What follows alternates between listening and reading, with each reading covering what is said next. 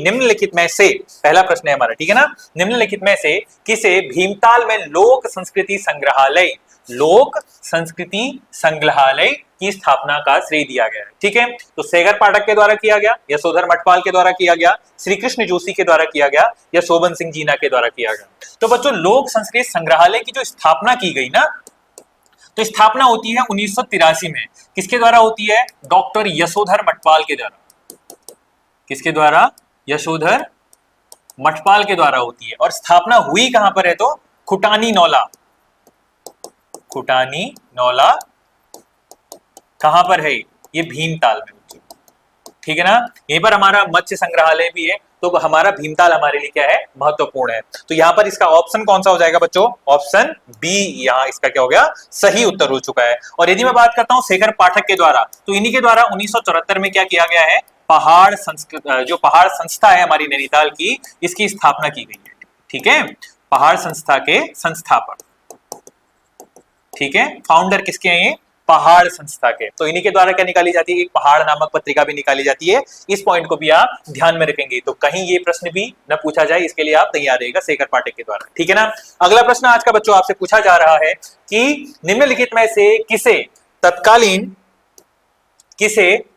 देहरादून में, ठीक है, तत्कालीन देहरादून में बीजापुर नहर के निर्माण का श्रेय दिया गया है? कर्नल यंग को, कर्नल मूर को, कैप्टन कॉटले को, या उपरोक्त में से कोई नहीं? तो प्रश्न यदि बात करें बच्चों देहरादून की जो हमारी बीजापुर नहर है, तो क्या होता है हमारे उत्तराखंड में बच्चों, आपने देखा होगा 1815 के बाद भारत में कौन आती है? ब्रिटिश कंपनी आती है। तो ब्रिटिश जो हमारे भारत में आए थे, तो उनको सुदर्शन शाह ने आगमन किया, उनसे गुजारिश की कि हमारे उत्तराखंड से जो गोरखा शासन है उसको दूर कराकर यहाँ पर क्या कीजिए, स्वतंत्र सत्ता स्थापित करने में हमारी सहायता कीजिए। तो ब्रिटिशर्स यहाँ आते हैं, तो सबसे पहले ई गार्डनर कुमाऊं के कमिश्नर बनाए जाते हैं। उसी क्रम में आगे पर आते हैं हमारे एक आते हैं लुशिंगटन।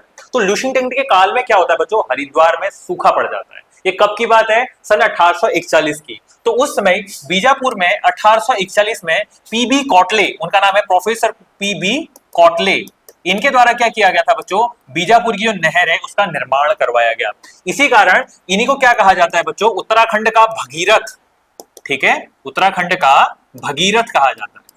तो उत्तराखंड के भगीरथ की संज्ञा किस अंग्रेज को दी गई है? तो पीबी कॉटले को। और उसका वास्तुकार कौन था? पीबी कॉटले। तो ऑप्शन इसका कौन सा सही हो जाएगा? ऑप्शन सी सही हो जाएगा।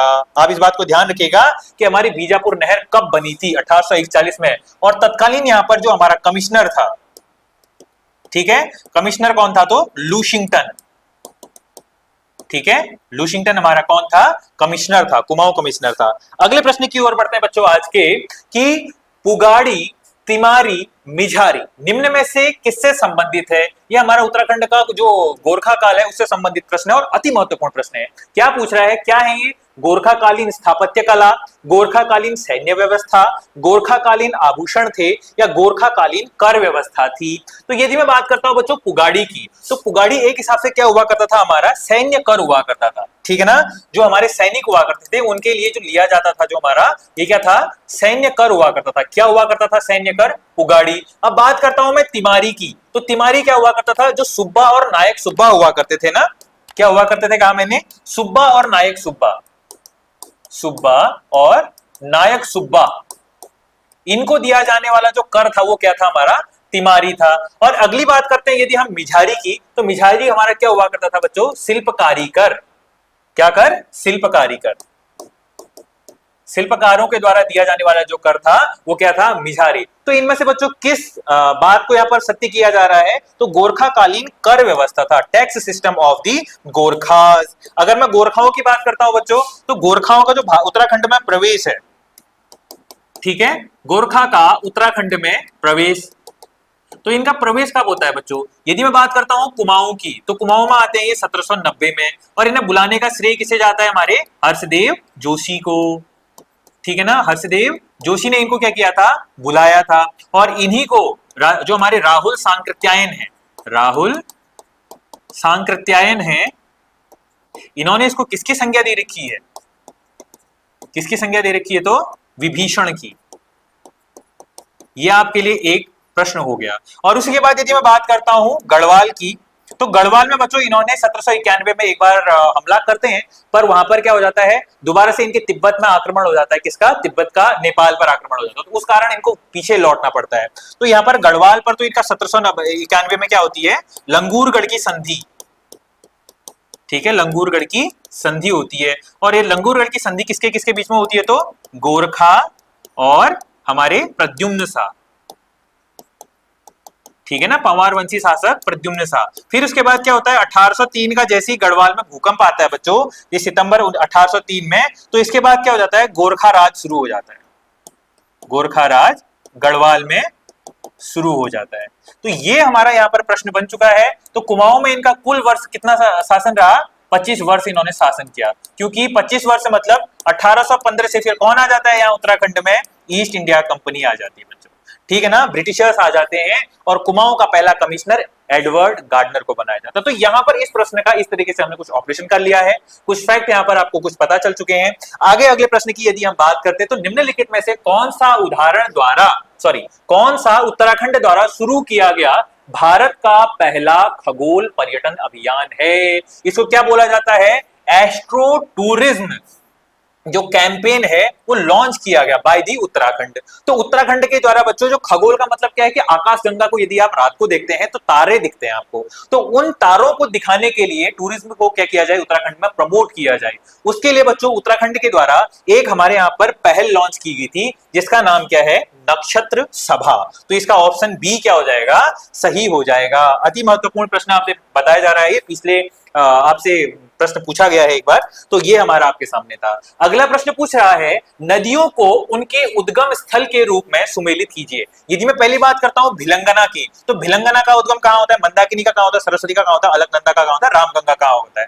तो भिलंगना की यदि मैं बात करता हूं, तो बच्चों टिहरी में स्थित जो हमारा खतलिंग ग्लेशियर है वहां पर इसकी स्थापना होती है। अगला यदि मैं बात करता हूं मंदाकिनी की, तो मंदाकिनी का हमारा कहां से होता है बच्चों, केदारनाथ से होता है, ठीक है। सरस्वती का कहां होता है बच्चों, हमारे देवताल से होता है, ऑप्शन बी सही हो गया। अलकनंदा का कहां से होता है, सतोपंथ से होता है। रामगंगा का कहां से होता है, दूधातोली से होता है बच्चों। तो इसका ऑप्शन हमारा क्या हो गया, डी। और पहले का एक का डी हो गया, और दूसरे का क्या हो गया, सी हो गया। तीसरे का क्या हो गया, हमारा बी हो गया। और चौथे का हमारा क्या हो गया, ई हो गया। और पहले का क्या हो गया, पांचवे का क्या हो गया, ए हो गया। तो डी सी बी ई ए, ऑप्शन बी हमारा क्या हो गया, इसमें सही उत्तर हो गया है। आप सभी के लिए अति महत्वपूर्ण। और यदि बच्चों में इससे एक्स्ट्रा फैक्ट की यदि मैं बात करता हूं, तो दूधातोली से हमारी 5 नदियों का उद्गम होता है। कितनी नदियों का, 5 नदियों का उद्गम होता है यहाँ पर से, ठीक है ना। ओरिजिन ऑफ द 5 रिवर्स कौन कौन सी ये 5 है, पहली तो है हमारी रामगंगा, पश्चिमी रामगंगा, ठीक है ना। दूसरी है हमारी पूर्वी नयार, ठीक है। और तीसरी है हमारी पश्चिमी नयार। फिर एक है हमारी आटागाड़, ठीक है। और फिर एक है हमारी विनोब। तो ये 5 जो नदियां हैं बच्चों, इनका उद्गम स्रोत क्या है, उत्तराखंड का पामीर कहे जाने वाला दूधातोरी पर्वत श्रृंखला। अगले प्रश्न की ओर आगे बढ़ते हैं। तो हमारा अगला प्रश्न है, डुंगरी पैंतोली आंदोलन संबंधित है। तो डुंगरी पैंतोली जो आंदोलन बच्चों चमोली में हुआ था, वो किससे संबंधित है, किससे संबंधित है, जल संरक्षण से, वाटर कंजर्वेशन से, या रोड फॉर्मेशन से, रोड मेकिंग से।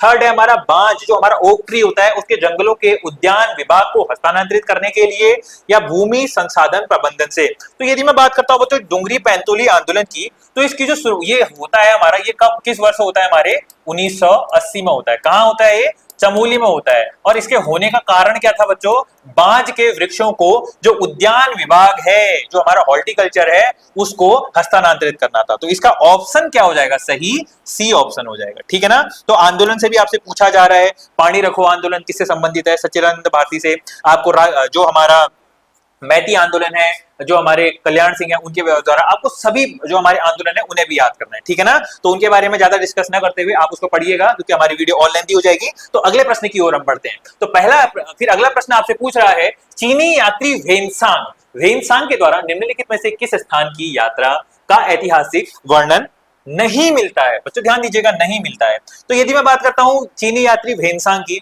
तो चीनी यात्री वेनसांग जब उत्तराखंड में आता है, तो वो बताता है कि यहाँ पर पांच क्या थे, हमारे बौद्ध मठ रहा करते थे। तो उन बौद्ध, और ये भारत में जब आता है, तो भारत का उस समय राजा कौन था, ठीक है। तो कौन था वो, हर्षवर्धन, ठीक है ना। भारत का राजा इसके इसके आने के काल में कौन था? हर्षवर्धन। और यहाँ की इसने राजधानी क्या बताई थी बच्चों?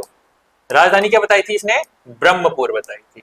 ठीक है ना, ब्रह्मपुर बताई थी। और इसने यहाँ पर मकरपुर का उल्लेख किया था, मायापुर का उल्लेख किया था, हरिद्वार के लिए ब्रह्मपुर का उल्लेख किया था इसने। पर यहाँ पर मदवार नामक जो स्थान है इसका उल्लेख नहीं किया था। तो ऑप्शन बी क्या हो जाएगा बच्चों? इसका सही हो जाएगा। यदि मैं बात करता हूं बच्चों वेनसांग की, ठीक है, वेनसांग की, तो वेनसांग के बारे में क्या कहा जाता है कि इसे क्या कहा जाता है? यात्रियों का राजकुमार, यात्रियों का राजकुमार कहा जाता है। क्योंकि इसने क्या किया था? 72 देशों की यात्रा की थी। ठीक है ना। ये कौन था? तिब्बती यात्री।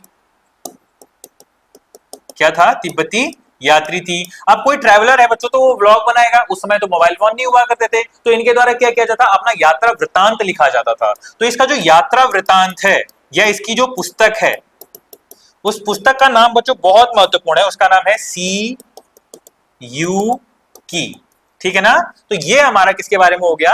वेनसांग के बारे में। तो अगले प्रश्न की ओर बढ़ते हैं बच्चों कि निम्नलिखित में से किस देश में बाल्कस झील स्थित है? तो यहाँ पर स्टैटिक का क्वेश्चन आपसे पूछा गया है, वर्ल्ड ज्योग्राफी का, कि बाल्कस झील कहां स्थित है। यदि आप बच्चों मध्य एशिया को ध्यानपूर्वक देखेंगे, कजाकिस्तान, उज्बेकिस्तान, ताजिकिस्तान के बारे में, तो आपको कजाकिस्तान में आपको देखने को मिलेगी हमारी कौन सी झील? बाल्कस झील। तो ऑप्शन सी यहां पर क्या हो जाएगा बच्चों? सही उत्तर हो जाएगा। अगले प्रश्न की ओर बढ़ते हैं हमारा कि डैश डैश डैश भारत के मूल संविधान का हिस्सा नहीं थे। तो ये भारत के मूल संविधान का हिस्सा नहीं था, बल्कि सरदार स्वर्ण सिंह समिति के सिफारिश पर सन 1976 में 42वें संविधान संशोधन के द्वारा जोड़ा गया। तो यदि मैं बात करता हूं बच्चों संविधान संशोधन की, ठीक है ना, संविधान संशोधन की, तो इसकी जो प्रक्रिया है बच्चों, ठीक है, इसकी जो प्रक्रिया है ये हमने ग्रहण कहां से की? पहले तो साउथ अफ्रीका से, ये पहला पॉइंट हो गया। और संविधान में कहां उल्लेख किया गया है इसका? संविधान में भाग 20 में उल्लेख किया गया है। और अनुच्छेद की यदि मैं बात करता हूं तो 368 की बात करता हूं। तो इसी में बच्चों एक क्या होता है? 42वां संविधान संशोधन, 42वां संविधान संशोधन। और इसी के तहत क्या होता है बच्चों? हमारे संविधान में भाग 4A जोड़ा जाता है। क्या जोड़ा जाता है? भाग 4A जोड़ा जाता है, जिसका संबंध किससे है? मौलिक कर्तव्य से। ठीक है ना। मूल संविधान में कितने थे? तो 10। वर्तमान में कितने हैं? 11। ठीक है, 11वां कौन सा जोड़ा? हमारा शिक्षा संबंधित अधिकार है। तो ठीक है, और इसको किससे रिकमेंड किया गया? सरदार स्वर्ण सिंह समिति की सिफारिश से। ठीक है ना बच्चों। तो ये आपका एडिशनल फैक्ट हो गया। और इसका हमारा ऑप्शन कौन सा सही हो जाएगा? क्या मौलिक कर्तव्य हैं, क्या निर्देशक सिद्धांत हैं, क्या हमारे मौलिक अधिकार हैं, या भाषा और अभिव्यक्ति से स्वतंत्रता है? तो मौलिक कर्तव्य जैसा कि मैंने अभी बात बताई आपको, भाग 4A में उल्लेखित है। और अनुच्छेद 51A, आर्टिकल 51A में इसका वर्णन मिलता है। निर्देशक सिद्धांत हमारे कहां पर है बच्चों? पहली बात तो ये भाग 4 में इनका वर्णन मिलता है। ठीक है, अनुच्छेद 36 से लेके 51 तक। ये अनुच्छेद भी पूछता है, ध्यान दीजिएगा। अगला मौलिक अधिकार की बात करता है तो भाग 3 में अनुच्छेद 12 से लेके 35 तक इनका उल्लेख। और यदि मैं बात करता हूं भाषण, द राइट टू स्पीच हमारा कहां पर है? हमारे मौलिक अधिकार के अनुच्छेद 19 में आपको प्रदान किया गया है। तो इसका सही उत्तर कौन सा होगा बच्चों? मौलिक कर्तव्य, ऑप्शन ए इसका सही उत्तर है। अगले और आगे प्रश्न की ओर बढ़ते हैं बच्चों कि सूची ए को सूची 2 से सुमेलित कीजिए एवं सूचियों को नीचे दिए गए कूट का उपयोग करके सही उत्तर का चयन कीजिए। तो सूची ए पूछ रही है अनुच्छेद 39A का संबंध किससे है, अनुच्छेद 43 का संबंध किससे है, 21 का संबंध किससे है और 23 का संबंध किससे है। तो यदि मैं बात करता हूं अनुच्छेद जो हमारा 39A है, तो बच्चों इसको संविधान संशोधन के तहत जोड़ा गया। जहां पर भी आपको कभी अगर देखने को मिलेगा, अगर आप देखेंगे अनुच्छेद ए का आर्टिकल 19 का सब क्लॉज ए, तो इसका मतलब है कि संविधान के मूल भाग में जुड़ा हुआ था। पर यदि मैं आपसे बात करता हूं बच्चों किसके बारे में, जो हमारा आपको कैपिटल ए अगर कहीं पर देखने को मिलेगा, इस तरीके की जो आपको कहीं पर अगर सिंबल दिखते हैं, दैट मींस कि आपको क्या है? ये संविधान संशोधन के तहत जोड़ा गया। तो ये जो हमारा जोड़ा गया बच्चों, इसमें से हमारा कौन सा जोड़ा गया? 39A जोड़ा गया। इसका संबंध किससे है? इसका संबंध हमारा किससे है? प्राण एवं दैहिक स्वतंत्रता के संरक्षण से नहीं, इसका संबंध तो आर्टिकल 51 से है। मानव के दुर्व्यापार और बलात् श्रम के प्रतिशोध, मतलब जो ह्यूमन ट्रैफिकिंग है, ह्यूमन जो बॉडी है, जैसे आपने सुना होगा ना, किसी की किडनी बेच दी है, किसी का हार्ट बेच दिया है, हॉस्पिटल वालों ने ये क्या कहते हैं, करप्शन फैला रखा है कि कभी ये कर दिया कभी वो कर दिया, तो वो भी आपके मौलिक अधिकारों का हनन है। तो वो आपका कौन सा अनुच्छेद आपको ये प्रदान करता है कि किसी भी मनुष्य का आप दुर्व्यापार नहीं करोगे, शरीर के अंगों का क्रय विक्रय नहीं करोगे, या किसी से आप लेबर फोर्स बना के उसको काम नहीं करवाओगे, मतलब उसको बलात् श्रम की ओर नहीं धकेलोगे। अनुच्छेद उसके बारे में कौन सा कहता है? अनुच्छेद 23 कहता है। अगला यदि मैं बात करता हूं अनुच्छेद 39A, तो ये बात करता है बच्चों समान न्याय, equal justice and free legal aid, निशुल्क विधिक सहायता। और अगली बारी में बात करता हूं कर्मचारियों के लिए निर्वाह के लिए मजदूरी, तो हमारा इसका ऑप्शन क्या हो गया? 4 हो गया। तो आपको ये अनुच्छेद भी याद होनी चाहिए। इस तरीके की प्रकृति आपसे पूछी जा रही है परीक्षा में, तो हर प्रश्न भी आपको याद होना चाहिए। तो इसका ऑप्शन क्या होगा बच्चों? 3 4 1 और 2। ठीक है, 3 4 1 2, ऑप्शन बी यहां पर इसका क्या है बच्चों? सही उत्तर हो गया है। ठीक है, अगले प्रश्न की ओर बढ़ते हैं। तो अगला प्रश्न बोल रहा है शिमला सम्मेलन किस वर्ष आयोजित किया गया था? तो आपको बच्चों पता होगा कि जब हमारे जो वॉयसरॉय थे भारत के 1945 की यदि मैं बात करता हूं, 1945 में कौन थे हमारे वॉयसरॉय? लिनलिथ गो। क्या नाम था उनका? कहा मैंने, लिनलिथ गो। तो इन्होंने क्या किया था बच्चों? आपको पता होगा भारत में जो पाकिस्तान की बहुत मांग की जा रही थी, भारत में पाकिस्तान की डिमांड को लेकर क्या किया गया था? इसमें शिमला समझौता, ठीक है ना, शिमला समझौता होता है। किस किस के बीच में होता है? तो कांग्रेस और मुस्लिम लीग के द्वारा। कह रही थी हमें भारत को स्वतंत्र करना है, पर यहां पर मुस्लिम लीग क्या कह रही है? मुस्लिम लीग को क्या चाहिए? ये भारत के अलावा एक स्वतंत्र पाकिस्तान की इन्होंने मांग की थी। तो आपसे सीधा प्रश्न पूछ रहा है कि शिमला सम्मेलन किस वर्ष आयोजित किया गया था? तो आपका ऑप्शन कौन सा सही हो गया? ऑप्शन डी यहां पर सही हो गया है। और भारत में यदि कैबिनेट मिशन कब आता है? तो 1946 में। इसके तहत कितने व्यक्ति भारत में आते हैं? तो 3 व्यक्ति। एक तो कौन हो गया हमारा? Pethick Lawrence. पैंथिक लॉरेंस कौन थे? इसके अध्यक्ष थे। अगला एवी अलेक्जेंडर, एवी अलेक्जेंडर। अगला यहां पर कौन आता है? हमारा स्टेफोर्ड क्रिप्स, स्टेफोर्ड क्रिप्स। तो 3 सदस्य आते हैं। इसका अध्यक्ष कौन था? तो हमारा ये था। और भारतीय स्वतंत्रता अधिनियम, भारत स्वतंत्रता अधिनियम, ये आता है बच्चों 1947 में। और इसी में क्या कहा जाता है कि इसी के तहत भारत और पाकिस्तान नामक 2 राष्ट्र बनेंगे। तो इसी अधिनियम के तहत जब ब्रिटिश संसद में पारित होता है तब जाके भारत आजाद होता है। ठीक है, और पाकिस्तान नामक दूसरा राज्य बनाया जाता है। इसी में कहा जाता है कि भारत और पाकिस्तान की जो सीमा है उसका विभाजन करने के लिए रेडक्लिफ नामक आयोग बनाया जाएगा। ठीक है, बाकी बातें हम आगे प्रश्न में करेंगे। अगला प्रश्न आपसे पूछा है किस देश ने आईसीसी क्रिकेट विश्व टेस्ट चैंपियनशिप 2025 का खिताब जीता? भारत ने जीता, श्रीलंका ने जीता, दक्षिण अफ्रीका ने जीता या वेस्ट इंडीज ने जीता?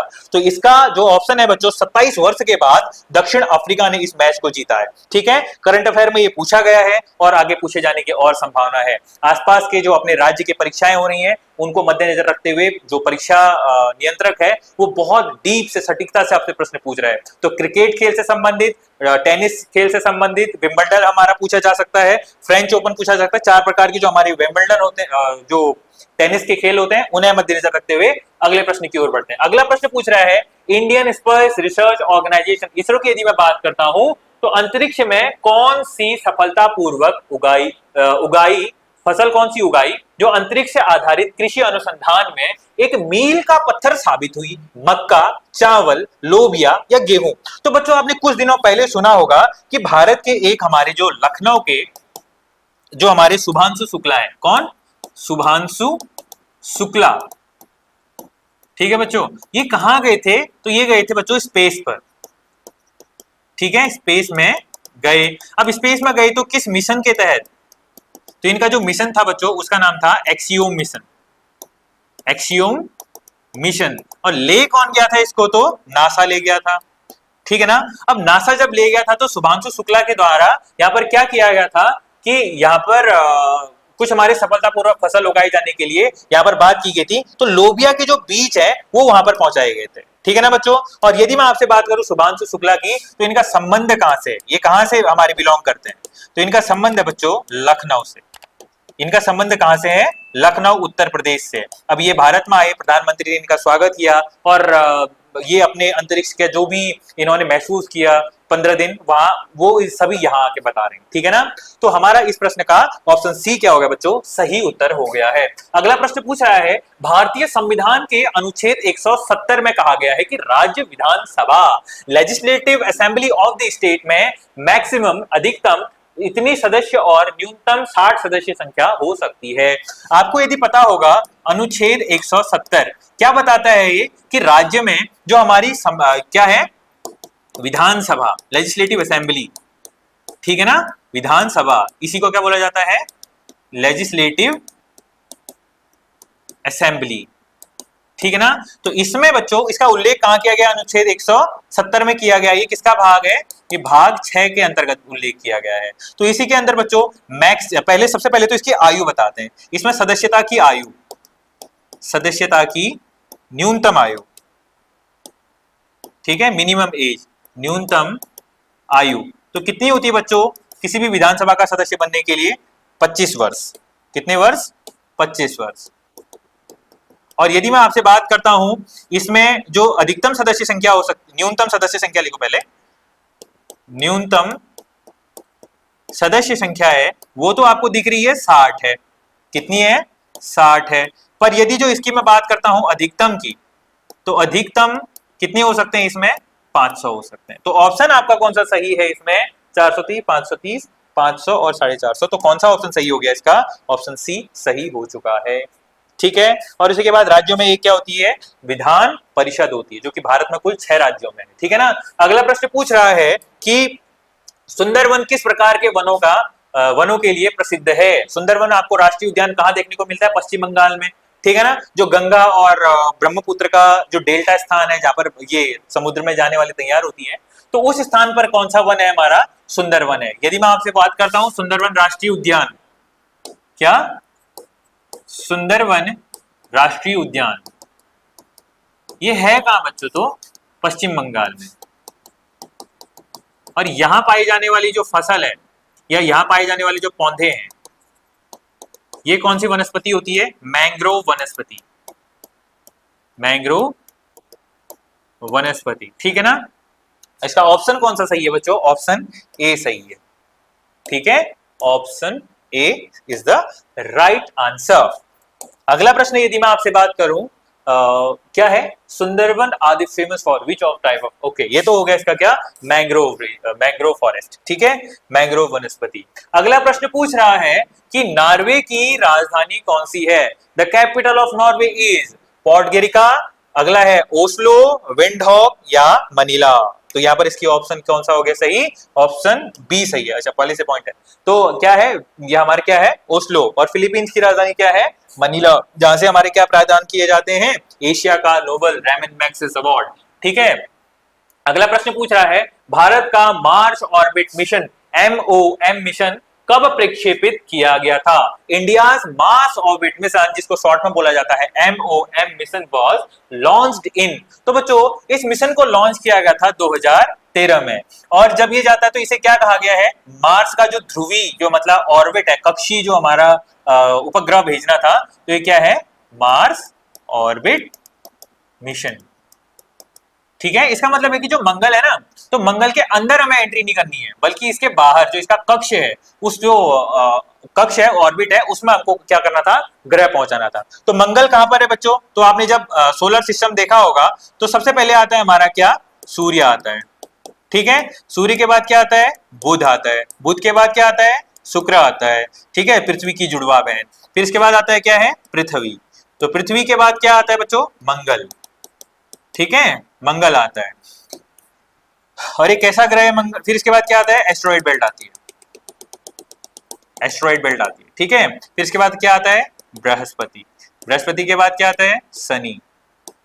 शनि के बाद क्या आता है, अरुण। फिर क्या आता है, वरुण, फिर आता है यम।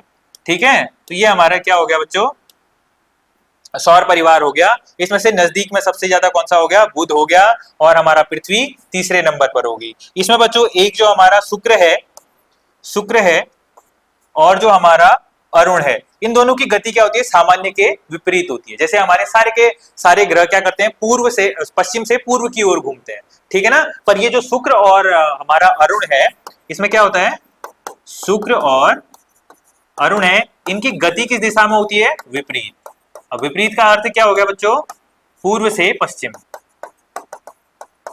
ठीक है, पूर्व से पश्चिम होती है। इसका मतलब है कि सूर्य उदय उनका कहां होता है, पश्चिम में, और अस्त कहां होता है, पूर्व में होता है। तो ये मार्स ऑर्बिट मिशन कब लॉन्च होता है बच्चों, 2013 में लॉन्च होता है। ठीक है ना।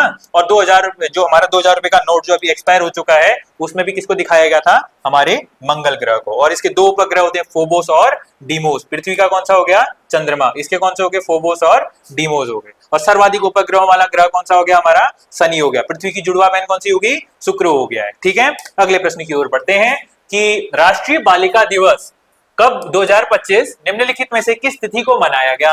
National girl child day 2025 is observed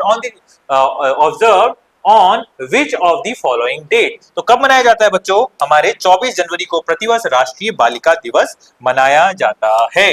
ठीक है, 24 जनवरी को क्या मनाया जाता है, राष्ट्रीय बालिका दिवस। 23 जनवरी को क्या मनाया जाता है बच्चों, राष्ट्रीय पराक्रम दिवस। ठीक है ना, पराक्रम दिवस, पराक्रम दिवस मनाया जाता है। क्यों मनाया जाता है, सुभाष चंद्र बोस जी के जन्म दिवस पर। ठीक है, और 25 जनवरी को क्या मनाया जाता है बच्चों, इस दिन मनाया जाता है नेशनल इलेक्शन डे। ठीक है, मतदाता दिवस, चुनाव नहीं, मतदाता दिवस, मतदाता दिवस। ठीक है, ये हो गया हमारा ऑप्शन ए। अगला प्रश्न की बात हम करते हैं कि पहला दक्षिण एशियाई खेल किस देश में आयोजित किया गया था। तो ये किया गया था बच्चों 1984 में, 1984 में किया जाता है। कहां किया जाता है ये, काठमांडू। काठमांडू का है, नेपाल में। और 2019 में भी इसका आयोजन कहां किया गया था, हमारे काठमांडू में किया गया था।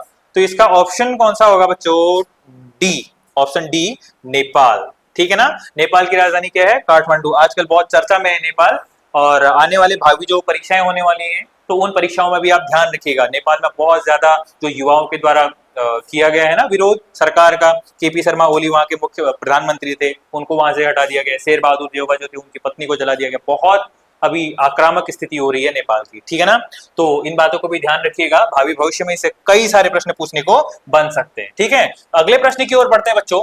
भारत में अंतिम ब्रिटिश वायसरॉय कौन था।